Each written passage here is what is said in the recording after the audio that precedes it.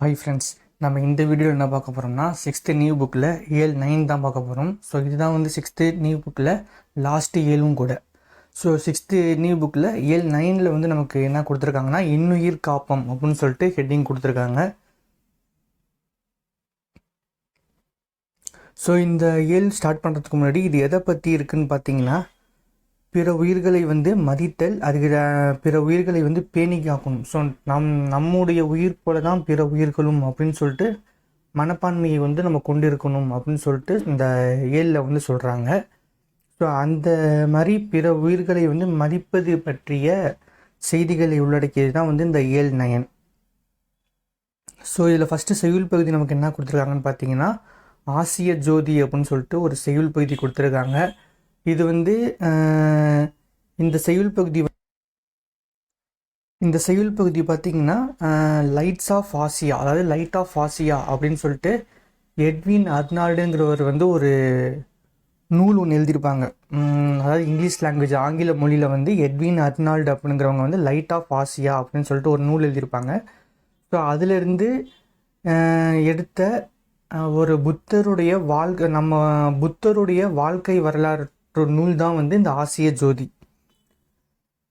So first பார்த்தீங்கன்னா, உலக உயிர்கள் எல்லாம் துன்பமின்றி இன்புற்று வாழ வேண்டும் என்று விரும்பியவர் தான் வந்து புத்தர். ஸோ இந்த புத்தர் வந்து பிம்பிசார மன்னன் இருக்காங்க பார்த்தீங்களா, ஸோ அவங்களுக்கு வந்து அறிவுரை கூறும் பாடப்பகுதியாக தான் வந்து இதை வந்து அமைஞ்சிருக்கு நமக்கு. ஸோ இதில் ஃபஸ்ட்டு சிம்பிளாக சொல்லணும்னா, புத்தரை பற்றி நீங்கள் முதல்ல தெரிஞ்சுக்க வேண்டியது வந்து அவர் வந்து ஒரு அரச குடும்பத்தை சார்ந்தவர் தான். அவர் வந்து தன்னுடைய வீட்டில் இருந்து நள்ளிரவில் வந்து அரச வாழ்வை துறந்து நள்ளிரவில் வந்து தன்னுடைய வீட்டை விட்டு புறப்பட்டிருப்பார். ஸோ அவங்க தான் வந்து பார்த்திங்கன்னா புத்த பிரான். ஸோ இது வந்து இவர் அந்த மாதிரி அரச வாழ்வை துறந்து போகும் வழியில் வந்து பார்த்திங்கன்னா பிம்பிசார மன்னர் இருக்கார் பார்த்தீங்களா, ஸோ அவங்களுடைய யாகத்துக்காக நிறைய ஆடுகள் வந்து கொண்டு செல்லப்பட்டிருக்கும். ஸோ அந்த மாதிரி ஆடுகள் பலியிடுவதை தடுப்பதற்காக அந்த பிம்பிசார மன்னனுக்கு வந்து இந்த யாகம் நடக்கக்கூடிய இடத்துல வந்து நேரில் போய் ஒரு அந்த மன்னருக்கு வந்து அறிவுரை கூறுவார். ஸோ அதுதான் வந்து இந்த செய்யுள் பகுதியாக வந்து நமக்கு அமைஞ்சிருக்கும். ஸோ அது மட்டும் இல்லாமல் மன்னருக்கு அறிவுரை கூறினது மட்டும் இல்லாமல் நாடெங்கிலும் ஏற்படும் இந்த மாதிரி உயிர் பலியை தடுப்பதற்காக புத்தர் வந்து நிறைய வேலைகள் பார்த்துருக்கார். ஸோ இதில் ஃபஸ்ட்டு செய்யுள் வரிகள் படித்து பாருங்கள். இந்த செயல் வரிகள் வந்து படித்து பார்த்துட்டு பாடலோட பொருளை படித்து பாருங்கள். ஸோ உங்களுக்கு வந்து அது ஈஸியாகவே புரிஞ்சிடும். ஜஸ்ட்டு ரீட் பண்ணுறேன், என்னன்னு தெரிஞ்சுக்கோங்க. நின்றவர் கண்டு நடுங்கினாரே, ஐயன் நேரில் நிற்கவும் அஞ்சினாரே. இது வந்து புத்தரை தான் சொல்கிறாங்க. ஸோ இந்த புத்தரை வந்து புத்தர் முன்னாடி நிற்கவும் நடுங்கினார்கள். ஸோ அவரை வந்து நேரில் நிற்கவும் அஞ்சினார்கள் அப்படின்னு சொல்லிட்டு கொடுக்குறாங்க. துன்று கருணை நிறைந்த வள்ளல் அங்கு சொன்ன மொழிகளை கேளும் ஐயா. ஸோ மன்னரை பார்த்து சொல்கிறாங்க, துன்று கருணை நிறைந்த வள்ளல் அங்கு சொன்ன மொழிகளை கேளும் ஐயா. வாழும் உயிரை வாங்கிவிடல் இந்த மண்ணில் எவருக்கும் எளிதாகும், வீழும் உடலை எழுப்புதலோ ஒரு வேந்த நினைக்கலிலும் ஆகாதையா. யாரும் விரும்புவது இன்னுயிராம், அவர் என்றுமே காப்பது அன்னதேயாம். பாதையில் எறும்பும் உயிர் பிழைக்க படும் பாடம் முழுதும் அறிந்திலீரோ. நேரிய உள்ளம் இறங்கிடும் மேல் இந்த நீள்நிலம் முற்றுமே ஆண்டிடலாம். நீள்நிலம் அப்படின்னா பரந்த உலகம். பாரினில் மாறி பொழிந்திடவே வயல் பக்குவமாவது அறிந்திலீரோ. காட்டும் கருணை உடையவரே என்றும் கண்ணிய வாழ்வை உடையவராம், வாட்டும் உலகில் வருந்திடுவார் இந்த மர்மம் அறியாத மூடரையா. காடு மலையெல்லாம் மேய்ந்து வந்து ஆடு தன் கன்று வருந்திட பாலையெல்லாம் தேடி மக்களை ஊட்டுவதும் ஒரு தீய செயல் என எண்ணினீரோ. அம்புவி மீதில் ஆடுகளும் உண்மை அன்றி பிழைக்கும் உயிரல்லவா. நம்பியிருப்பவர் கும்பி எரிந்திடில் நன்மை உனக்கு வருமோ ஐயா. 1000 பாவங்கள் செய்வதெல்லாம் ஏழை ஆட்டின் தலையோடு அகன்றிடுமோ. தீயவும் நல்லவும் செய்தவரை விட்டு செல்வது ஒரு நாளும் இல்லை ஐயா. ஆதலால் தீவினை செய்ய வேண்டா, ஏழை ஆட்டின் உயிரையும் வாங்க வேண்டா. பூதலன் தன்னை நரகமது ஆக்கிடும் புத்தியை விட்டு பிழையும் ஐயா. ஸோ இதோட ஆசிரியர் வந்து கவிமணி தேசிக விநாயகர். ஸோ இவர் தான் வந்து இந்த லைட் ஆஃப் ஆசியா, ஸோ அந்த எட்வின் அர்னால்டோட ஆங்கில நூலை வந்து தழுவி தமிழில் வந்து எழுதியிருப்பார் ஆசிய ஜோதின்னு சொல்லிட்டு. ஸோ சொல்பொருள் பார்த்தீங்கன்னா அஞ்சினர் அப்படின்னா பயந்தனர். அஞ்சினர் அதுக்குரிய பொருள் வந்து என்னன்னு பார்த்தீங்கன்னா பயந்தனர். கருணை இரக்கம். வீழும்னா விழும். ஆகாதுன்னா முடியாது. பார்னா உலகம். நீள் நிலகம்னா பரந்த உலகம். முற்றும்னா முழுவதும். மாறினா மலை. கும்பினா வயிறு. பூதளம்னா பூமி. ஸோ பாடலோட பொருளை படித்து பாருங்க.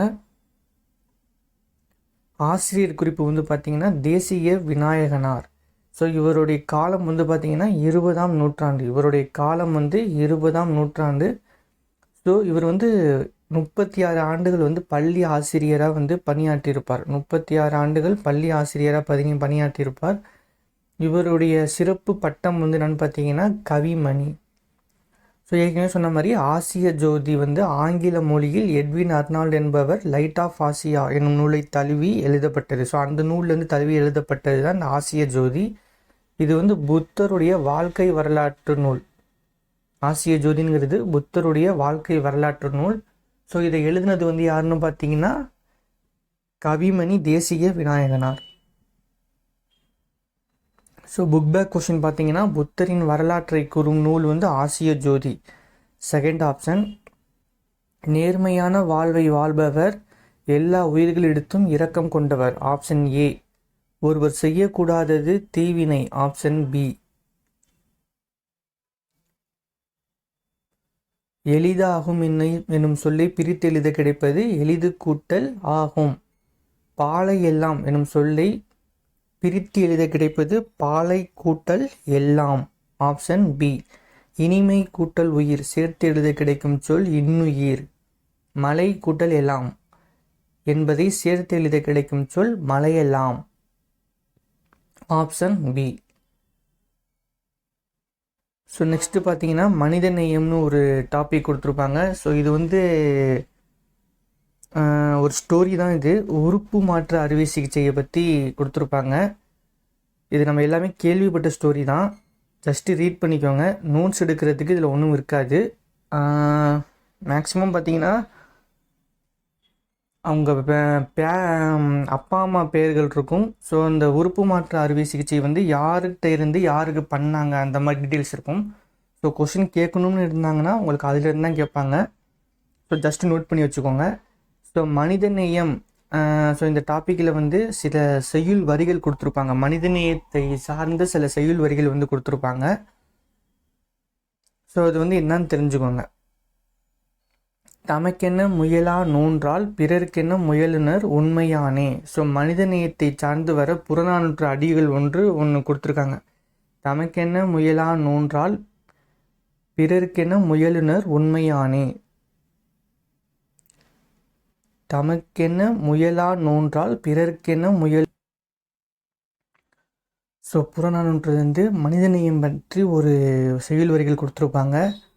ஸோ நெக்ஸ்ட் இதில் நீங்கள் தெரிஞ்சுக்க வேண்டியது என்னென்னு பார்த்தீங்கன்னா வள்ளலாருடைய ஒரு முக்கியமான செய்யுள் வரிகள் வந்து வாடிய பயிரை கண்ட போதெல்லாம் வாடிய கருணை மனம் இவருடையது. ஸோ அப்படின்னு சொல்லிட்டு வள்ளலாருடைய ஒரு செய்யுள் வரிகள் கொடுத்துருப்பாங்க. ஸோ இவர் வந்து பார்த்தீங்கன்னா வடலூரில் சத்திய தர்மசாலை அப்படின்னு சொல்லிட்டு ஒரு இது நிறுவியிருப்பார். ஸோ அதில் வந்து ஏழைகளுக்கு வந்து உணவளிப்பார். ஸோ அது வந்து இன்று வரை வந்து அது நடைபெற்று கொண்டிருக்கு. ஸோ வடலூர் சத்திய தர்மசாலை அது வந்து வள்ளலாரால் தோற்றுவிக்கப்பட்டது. ஸோ நெக்ஸ்ட்டு அன்னை தெரசாவை பற்றி ஒரு இது கொடுத்துருப்பாங்க. ஸோ இவங்களுக்கு வந்து அமைதிக்கான நோபல் பரிசு வந்து கிடைத்திருக்கும். ஸோ எப்போன்னு பார்த்தீங்கன்னா மக்களுக்கு செய்யும் பணியை இறைவனுக்கு செய்யும் பணி என்று வாழ்ந்தவர் தான் அன்னை தெரசா. ஸோ இவருக்காக அமைதிக்கான நோபல் பரிசு வந்து கிடைச்சிருக்கும். ஸோ அன்னை தெரசாவுக்கு அமைதிக்கான நோபல் பரிசு வந்து 1979 வந்து கிடச்சிருக்கும். ஸோ இவருடைய சிறப்பு வரிகள் ஒன்று கொடுத்துருப்பாங்க. என்னென்னு பார்த்தீங்கன்னா வாழ்க்கை என்பது நீ சாகும் வரை அல்ல, மற்றவர் மனதில் நீ வாழும் வரை. ஸோ இந்த லைனுக்கான சொந்தக்காரர் வந்து யாருன்னு பார்த்தீங்கன்னா அன்னை தெரசா தான். வாழ்க்கை என்பது நீ வாழும் வரை அல்ல, நீ சாகும் வரை அல்ல, மற்றவர் மனதில் நீ வாழும் வரை. ஸோ இதை சொன்னது வந்து பார்த்தீங்கன்னா அன்னை தெரசா. அன்னை தெரசாவுக்கு அடுத்தது வந்து நோபல் பரிசு பெற்ற இந்தியர் யாருன்னு பார்த்தீங்கன்னா கைலாஷ் சத்யார்த்தி. ஸோ இவர் வந்து எதற்காக வந்து போராடி இருப்பார்னு பார்த்தீங்கன்னா, இவர் வந்து ஃபஸ்ட்டு குழந்தைகளை பாதுகாப்போம் அப்படின்னு சொல்லிட்டு ஒரு இயக்கம் ஒன்று ஆரம்பிச்சிருப்பார். ஸோ இது வந்து எதுக்காக அப்படின்னு பார்த்தீங்கன்னா, குழந்தை தொழிலாளர் முறையை வந்து ஒழிக்க வேண்டும் அந்த நோக்கத்துக்காக ஆரம்பிக்கப்பட்ட ஒரு இயக்கம் தான் வந்து குழந்தைகளை காப்போம். ஸோ பள்ளி செல்லும் வயதில் வந்து குழந்தைகள் வந்து தொழிலாளர்களாக மாறக்கூடாது அப்படிங்கிற நோக்கத்தால் உருவாக்கப்பட்ட இயக்கம் தான் இந்த குழந்தைகளை பாதுகாப்போம். ஸோ இவர் வந்து 30 வருஷம், அதாவது கடந்த 30 வருஷமாக 86,000 குழந்தைகளை வந்து இந்த குழந்தை தொழிலாளர்கள் முறை ஸோ இதிலேருந்து வந்து மீட்டெடுத்திருக்காரு. ஸோ அது மட்டும் இல்லாமல் வந்து பார்த்திங்கன்னா 103 நாடுகளில் 80,000 கிலோமீட்டர் நடைப்பயணம் சென்று உரையும் ஆற்றியிருக்கார். ஸோ வந்து இந்த மாதிரி குழந்தை தொழிலாளர்கள் முறைக்கு எதிராக வந்து போராட்டம் ஸோ இதெல்லாம் வந்து நடத்தியிருப்பார் நிறையா. ஸோ நெக்ஸ்ட்டு பார்த்தீங்கன்னா, இவர் சொன்ன ஒரு வரிகள் என்ன இருக்குதுன்னு பார்த்தீங்கன்னா, குழந்தைகளை தொழிலாளர்களாக மாற்றுவது மனிதத்தன்மைக்கு எதிரான குற்றம். ஸோ உலகத்தை வந்து குழந்தைகளின் கண்களை கொண்டு பார்க்க வேண்டும். ஸோ அப்படி பார்க்கும்போது உலகம் வந்து அழகானதாக தெரியும் அப்படின்னு சொல்லிட்டு சொன்னது யாருன்னு பார்த்தீங்கன்னா, கைலாஷ் சத்யார்த்தி. ஸோ இதில் புக் பேக் கொஸ்டின் உங்களுக்கு என்ன கொடுத்துருக்காங்கன்னு பார்த்தீங்கன்னா, எல்லா உயிர்களிடத்தும் அன்பு செலுத்துதல் வந்து என்னென்னு கேட்டாங்கன்னா மனித நேயம். ஸோ மனித நேயத்துக்கான பொருள் வந்து என்னென்னா, எல்லா உயிர்களிடத்தும் அன்பு செலுத்த வேண்டும். ஆப்ஷன் சி தான் வந்து பார்த்தீங்கன்னா கரெக்ட் ஆன்சரு. தம் பொருளை கவர்ந்தவரிடமும் அன்பு காட்டியவர் யாருன்னு பார்த்தீங்கன்னா வள்ளலார். ஸோ தம் பொருளை கவர்ந்தவரிடமும் அன்பு காட்டியவர் யாருன்னா வள்ளலார். Option D. அன்னை தெரசாவிற்கு அமைதிக்காக நோபல் பரிசு கிடைத்தது எப்போன்னு பார்த்தீங்கன்னா 1979. ஸோ கைலாஷ் சத்யார்த்தி தொடங்கிய இயக்கம் வந்து என்னன்னு பார்த்தீங்கன்னா குழந்தைகளை பாதுகாப்போம். ஆப்ஷன் ஏ தான் கரெக்ட் ஆன்சர். ஸோ நெக்ஸ்ட்டு பார்த்தீங்கன்னா வள்ளலார் வந்து எதுக்காக குரல் கொடுத்துருப்பாங்கன்னு பார்த்தீங்கன்னா, பசிப்பிணி போக்கியவர் தான் யாருன்னு பார்த்தீங்கன்னா வள்ளலார். ஸோ கைலாஷ் சத்யார்த்தி வந்து குழந்தைகளுக்காக போராடியவர்கள், குழந்தை தொழிலாளர் அந்த முறைக்கு எதிராக போராடியவர் தான் வந்து கைலாஷ் சத்யார்த்தி. ஸோ குழந்தைகளை பாதுகாப்போம் அப்படின்னு சொல்லிட்டு ஒரு இயக்கம் ஆரம்பிச்சிருப்பார். ஸோ அதுக்காக குழந்தைகளின் உரிமைக்காக பாடுபட்டவர் தான் கைலாஷ் சத்யார்த்தி. அன்னை தெரசா வந்து நோயாளிகளின் மீது பரிவு காட்டியவர் தான் வந்து அன்னை தெரசா. ஸோ ஆன்சர் வந்து பார்த்தீங்கன்னா 312. ஸோ இதுதான் வந்து கரெக்ட் ஆன்சர். ஸோ நெக்ஸ்ட்டு பார்த்தீங்கன்னா முடிவில் ஒரு தொடக்கம். ஸோ இது வந்து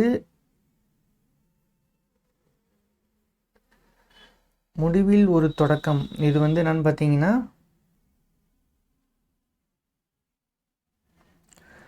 ஸோ இந்த நமக்கு பார்த்தீங்கன்னா இப்போ இந்த இயல் 9 ஃபுல்லாகவே வந்து பார்த்திங்கன்னா மனித நேயம். ஸோ அதை பற்றி உள்ளது தான் வந்து இந்த இயல் 9. ஸோ இந்த முடிவில் ஒரு தொடக்கம் வந்து பார்த்திங்கன்னா ஒரு உடல் உறுப்பு மாற்று அறுவை சிகிச்சை. ஸோ இதை பற்றி சொல்லியிருக்கிற டாபிக் தான் முடிவில் ஒரு தொடக்கம். ஸோ நம்ம லாஸ்ட்டாக பார்த்த மனித நேயம் அது பார்க்குறப்ப நான் அதில் மாற்றி சொல்லிட்டேன்னு நினைக்கிறேன். ஸோ இதை இங்கே மட்டும் நோட் பண்ணிக்கோங்க. முடிவில் ஒரு தொடக்கம் தான் வந்து பார்த்திங்கன்னா உடல் உறுப்பு மாற்று அறுவை சிகிச்சை. ஸோ அதை பற்றி இது வந்து ஒரு ஸ்டோரி மாதிரி தான் இருக்கும், நீங்கள் கேள்விப்பட்ட விஷயம்தான் இது. ஸோ இதில் வர நோட்ஸ் ஒன்றும் இருக்காது. ஸோ அவங்களோட பேரண்ட்ஸ் பேர் மட்டும்தான் இருக்கும். ஸோ அப்பா அம்மா பேர் மட்டும்தான் இருக்கும். ஸோ அந்த உடல் உறுப்பு மாற்று சிகிச்சை யாருகிட்டேருந்து யாருக்கு மேற்கொள்ளப்பட்டதுன்னு சொல்லிட்டு டீட்டெயில்ஸ் கொடுத்துருப்பாங்க. ஸோ அதை மட்டும் நோட் பண்ணிக்கோங்க. மற்றபடி இதில் நோட்ஸ் ஒன்றும் பெருசாக இருக்காது. ஸோ நெக்ஸ்ட்டு பார்த்திங்கன்னா இந்த மாதிரி இலக்கணத்தில் வந்து சில செய்யுள் வரிகள் கொடுத்துருப்பாங்க. ஸோ இது கொடுத்துட்டு இதோட ஆசிரியர் பேர்லாம் கொடுத்துருக்க மாட்டாங்க. ஸோ இது மாதிரி உள்ளதை நான் ஜஸ்ட் நல்லா நோட் பண்ணிக்கோங்க. ஸோ இதை வந்து பார்த்திங்கன்னா இது வந்து கவிமணி தேசிக விநாயகம் பிள்ளை. ஸோ அவர் எழுதிய செயல் வரிகள் தான் இது. தோட்டத்தில் மேயுது வெள்ளைப்பசு, அங்கே துள்ளி குதிக்குது கன்றுக்குட்டி, அம்மா என்குது வெள்ளைப்பசு, உடன் அண்டையில் ஓடுது கன்றுக்குட்டி, நாவால் நக்குது வெள்ளைப்பசு, பாலை நன்றாய் குடிக்குது கன்றுக்குட்டி. ஸோ இந்த செயல் வரிக்கான சொந்தக்காரர் யாருன்னு பார்த்தீங்கன்னா கவிமணி தேசிக விநாயகம் பிள்ளை. ஸோ நெக்ஸ்ட்டு ஒரு செயல் வரி கொடுத்துருப்பாங்க. இது வந்து தாலாட்டு பாட்டு தான், இது நோட் பண்ணிக்கோங்க. ஸோ நெக்ஸ்ட்டு பார்த்தீங்கன்னா ஸோ அமைதிக்கான விளக்கம் கொடுத்துருப்பாங்க. ஸோ என்னன்னு பார்த்தீங்கன்னா பிரச்சனையும் போராட்டமும் ஆறாவரமும் இல்லாத இடத்தில் இருப்பது அமைதி அன்று. இவை எல்லாம் இருந்தும் இருக்கும் இடத்தில் எந்த கலங்கமும் எந்த பாதிப்பும் ஏற்படாத வகையில் அமைந்திருப்பதுக்கு தான் அமைதி அப்படின்னு சொல்லிட்டு ஒரு விளக்கம் கொடுத்துருப்பாங்க. இதை நோட் பண்ணிக்கோங்க. இதை நம்ம எதெல்லாம் முக்கியம் இல்லைன்னு நினைக்கிறோமோ அதுதான் நமக்கு எக்ஸாமில் முக்கியமாக இருக்கும். ஸோ அதனால் எதையுமே மிஸ் பண்ணாமல் வீடியோவை ஃபுல்லாக பார்த்து நோட் பண்ணிக்கோங்க. ஸோ நெக்ஸ்ட்டு பார்த்தீங்கன்னா மனித நேயம்னா ஹியூமானிட்டி. கலை சொற்களில் ஹியூமானிட்டினா மனித நேயம், மனித நேயம்னா ஹியூமானிட்டி. கருணைனா மெர்சி. உடல் உறுப்பு மாற்று அறுவை சிகிச்சைனா டிரான்ஸ்பிளான்டேஷன். நோபல் பரிசுனா நோபல் பிரைஸு. சரக்குந்துனா லாரி. ஸோ நெக்ஸ்ட்டு பார்த்தீங்கன்னா உங்களுக்கு இதோட இயல் 9 ஃபுல்லாக கம்ப்ளீட் ஆகிடுச்சு. அது மட்டும் இல்லாமல் 6th நியூ புக்கு நம்ம ஃபுல்லாகவே கம்ப்ளீட் பண்ணிட்டோம். ஸோ நமக்கு மேக்ஸிமம் பார்த்திங்கன்னா ஒவ்வொரு வீடியோவுமே வந்து மேக்ஸிமம் 25 மினிட்ஸ் தான் இருக்கும். ஸோ அதனால் ஒரு இயலுக்கு 25 மினிட்ஸ் அப்படி ஞாபகம் வச்சுக்கோங்க. நெக்ஸ்ட் வீடியோவில் நம்ம இயல் 7th கிளாஸில் உள்ள தமிழ் புக்கு பார்க்கலாம். ஸோ இந்த வீடியோ உங்களுக்கு பிடிச்சிருந்துச்சுன்னா லைக் பண்ணுங்கள், ஷேர் பண்ணுங்கள், சப்ஸ்கிரைப் பண்ணுங்கள். Thank you friends.